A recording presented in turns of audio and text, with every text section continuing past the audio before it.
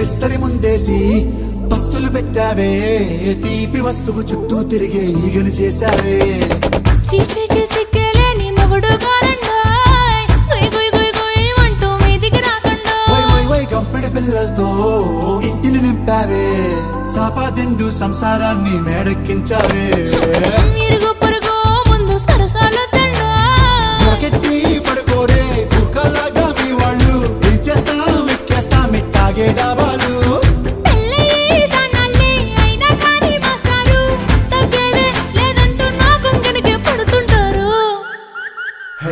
గోదారి గట్టు మీద రామసలకావే